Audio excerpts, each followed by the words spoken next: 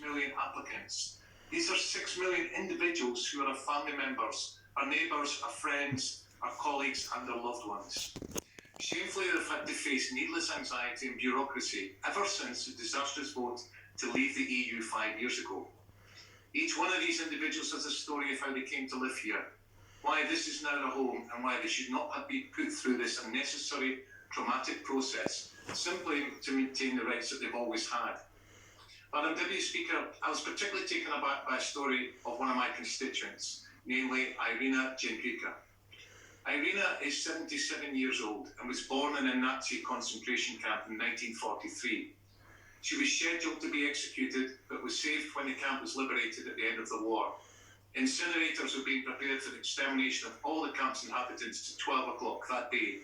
But Irina and her mother were thankfully saved just in time, 10 minutes away from death, a moment Irina describes as an act of God.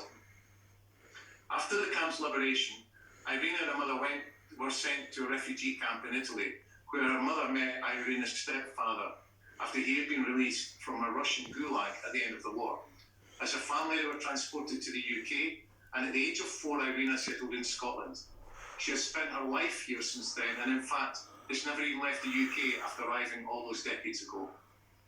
I'm telling this story because Irina is one of the many millions who have had to apply for the EU settlement scheme.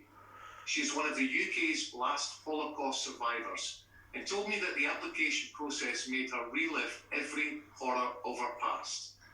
In her own words, she described it as, "Any goodness within me was sucked out of me like a syringe."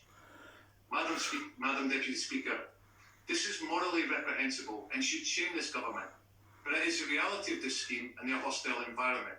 It is a consequence of being dragged far right by the UKIP and Brexit Party and treating individuals who contribute so much as mere statistics or a migration target to reach.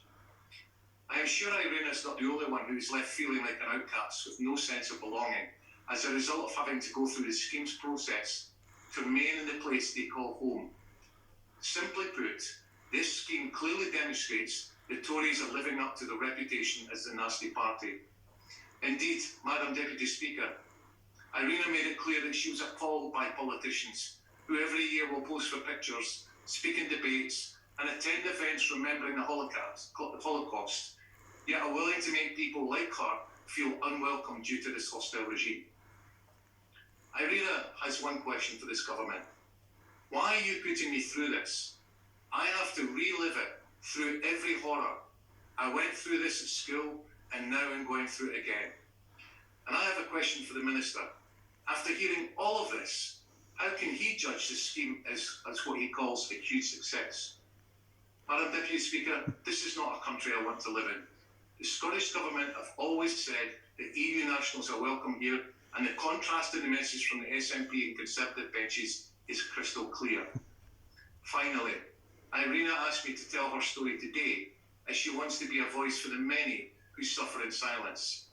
I am deeply humbled that I've been able to do that.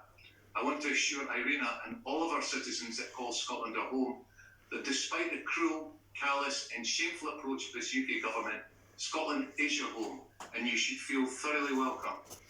I and all my SNP colleagues will continue to defend your rights wherever you come from and whatever your story is. Thank you. We now go